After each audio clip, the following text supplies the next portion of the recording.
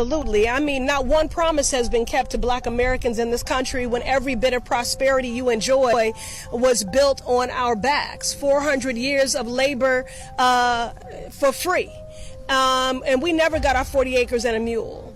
I think you've got your reparations, Ayanna. You're 50 years old, you never had a job, married to a jailbird thug, ex-drug dealer, and you're worth $10 million, including a mansion on Martha's Vineyard. I think you've gotten your fair share of reparations.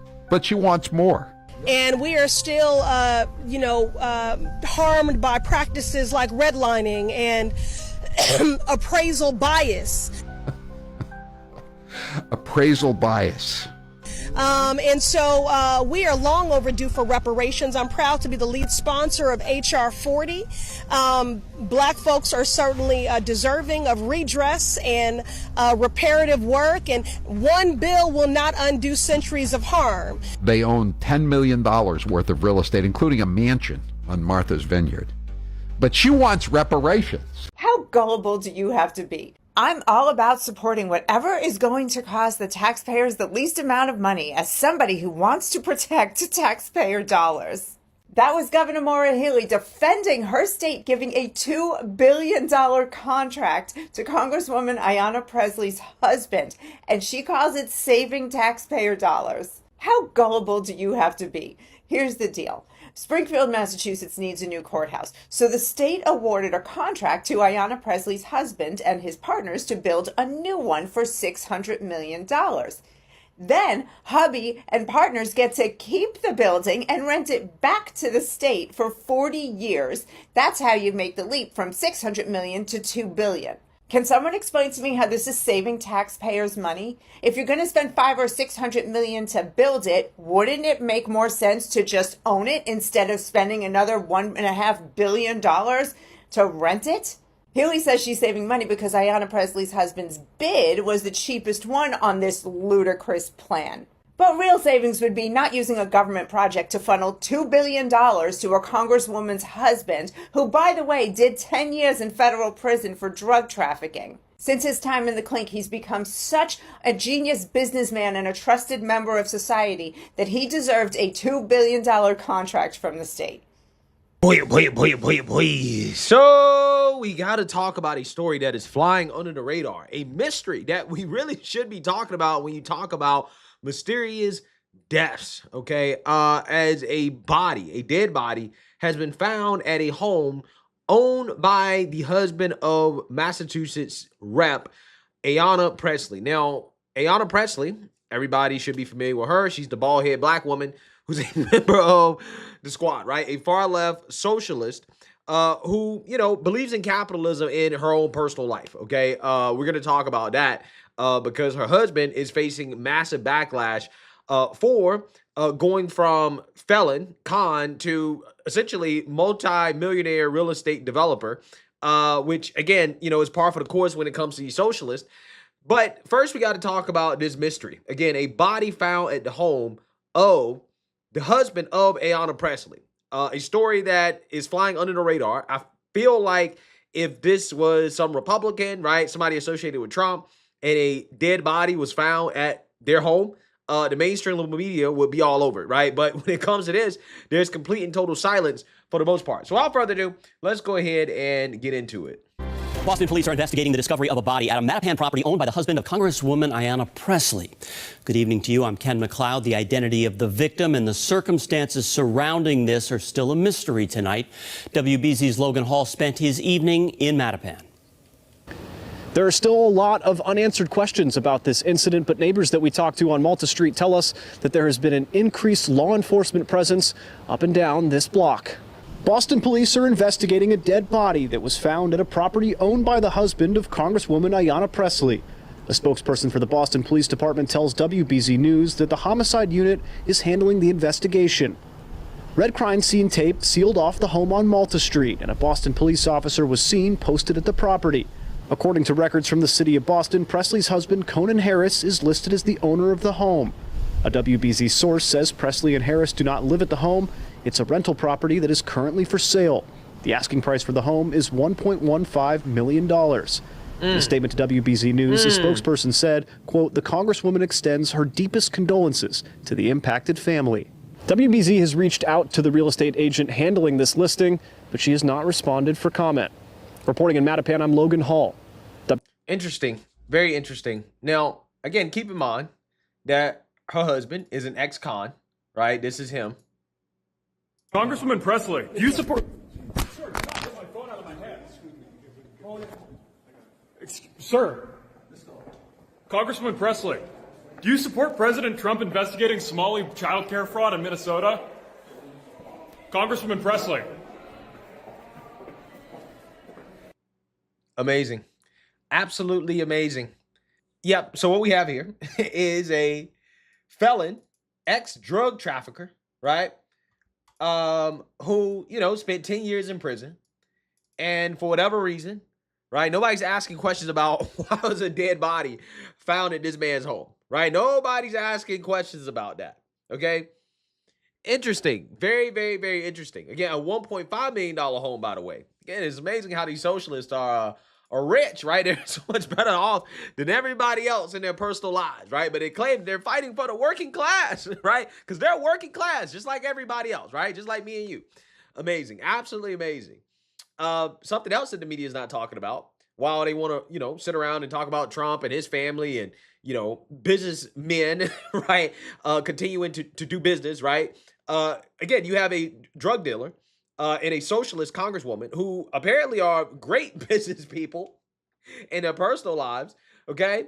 As the company of squad member's husband lands $2 billion contract from Blue State for new courthouse. Again, so this guy has went from ex-con drug dealer, right, felon, to a multi-billion-dollar real estate developer. Again, nothing to see here, right? Nothing to see here. Nobody asking any real questions about, hey, this person's married to a member of Congress. Is there some type of favoritism going on here, right? Is there some type of corruption going on here? Nobody seems to be asking the tough questions in the mainstream liberal media while they're focused on the Trump family. But, there is some backlash that is building over, again, what clearly appears to be some corruption here. This squad member's having a very bad, no good week. Ayanna Presley's husband miraculously got the winning bid on a $2 billion contract in Massachusetts, and the corruption stinks to high heaven. A couple of weeks ago, the state awarded Presley's husband and his associates a $2 billion contract to build and run a courthouse, which they are then going to rent back to the state for 40 years. That alone is ridiculous. Anyway, in the middle of the bid evaluations, one of Presley's husband's associates was appointed as the head of the Massachusetts Convention Center Authority. This is a conflict of interest that's required by law to be reported and flagged, but mysteriously, no one evaluating the bids ran that one up the flagpole. And this guy Barrows with the fancy job with the state, he never bothered to file that disclosure until after he learned that they won the bid. So now the guys with the losing bid are crying foul, and they hired one of the country's toughest law firms to file a lawsuit. And among all this fishy stuff, the law firm thought there was enough involvement by Ayanna Presley herself to request communications between her husband and her offices. All communications. Did Ayanna think no one would ever see this and no one would ever ask questions? Probably not, because this isn't the first government money that her ex-con husband has gotten his hands on. How long you think it's going to be before she starts crying racism? It took a local journalist named Mike Urban to point all this out because Legacy Media in Boston somehow missed all these details.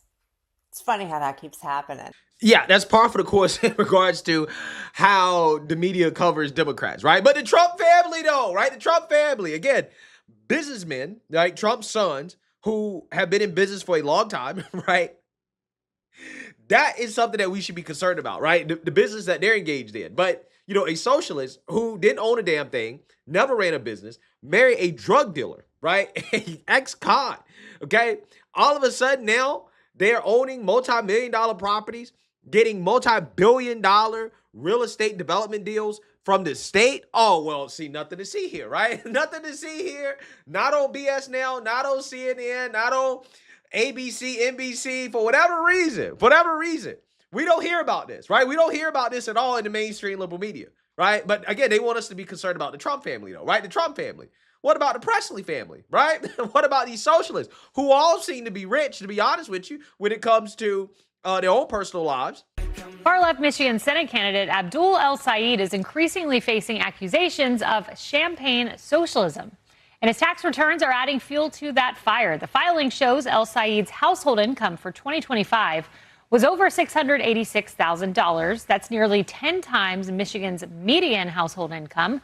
And one reason the Medicare for All candidate is raking in cash and backlash is that his wife, a psychiatrist, does not accept Medicare or any other insurance plan at her practice. You may also remember El Sayed campaigned with millionaire far-left streamer Hassan Piker, who once notably said that America deserved 9/11. El Sayed said Piker's comments had been taken out of context.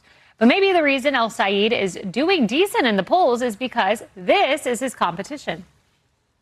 I am going to be working on our behalf. I am going to be telling the stories on our behalf.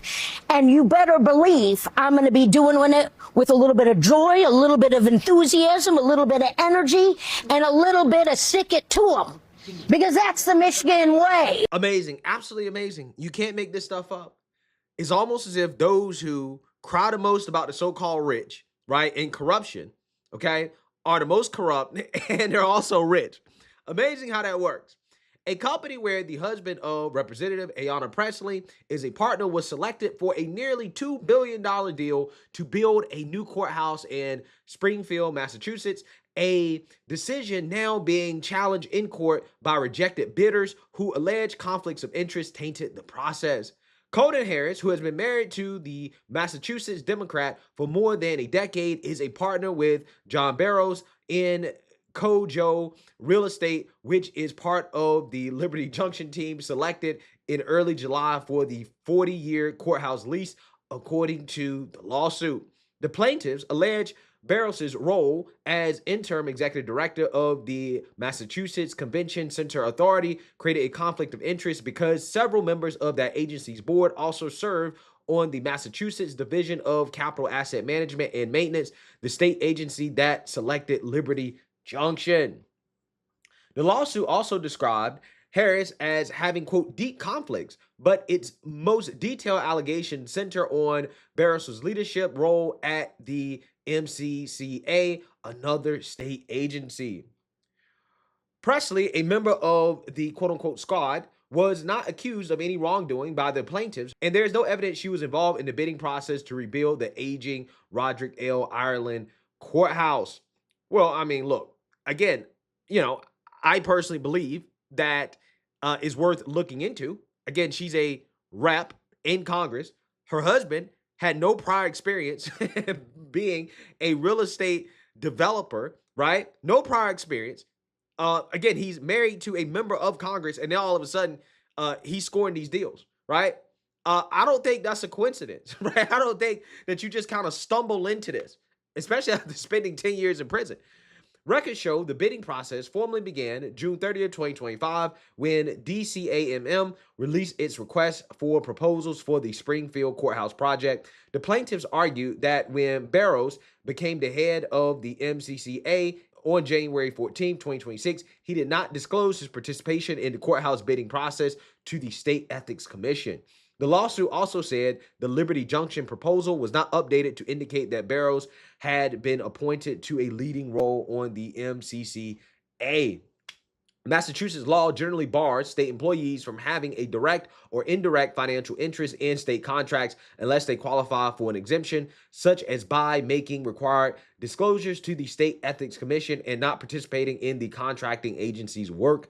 Fox News Digital reached out to Barrows and Harris for comment. Governor Mauro Healey, a Democrat, defended the bidding process in a statement to reporters this week, saying that the city of Springfield deserves a new courthouse and calling the current building sick. Quote, "This is a competitive procurement process. It was a competitive bid, and the project that was chosen was one that cost the taxpayers the least. I stand up for taxpayers. I'm all for supporting whatever is going to cost the taxpayers the least amount of money. As somebody who wants to protect taxpayer dollars, Healy said on Wednesday, according to WWLP TV. Yeah, I don't know, man. I feel like $2 billion for a courthouse is kind of crazy, right? $2 billion for a courthouse? Really? You couldn't build it for like, I don't know, 50 million, right? Like $2 billion? That's wild. That's absolutely wild. The Massachusetts Fiscal Alliance told the Boston Herald on Tuesday that the Healy administration should, quote, immediately pause this deal, release the relevant procurement records, conflict disclosures, scoring documents, and communications, and allow these allegations to be fully reviewed. A DCAMM spokesperson told Fox News Digital the project, quote, is about delivering a modern courthouse for the people of Greater Springfield and the employees who work there every day. Quote, the conditional selection was made following a competitive procurement process. At the conclusion of the DCAMM agreed with the Massachusetts trial court's recommendation that the selected proposal represents the best value and most affordable option to the Commonwealth. The spokesperson said, yeah, I don't know, man. I don't buy this BS, right? I'm just not buying this idea that the cheapest courthouse they could build is $2 billion. That's crazy. But anyways, the corruption is in your face. And again, I just think that the media not investigating this shows you, again, their bias, right? Again, if this was connected to the Trump family, they'd be all over it, right? But because it's connected to a member of the squad, right, who's rich, okay, hey, it's, hush, hush, right? Let's not say anything about this. Like that dead body found at home, hush, hush, right? Nothing to see here, okay? It's just very, very, very funny how that works. But hey, let me know what you guys think. Make sure you like, comment, and subscribe. Most importantly, share a Black conservative perspective. Peace.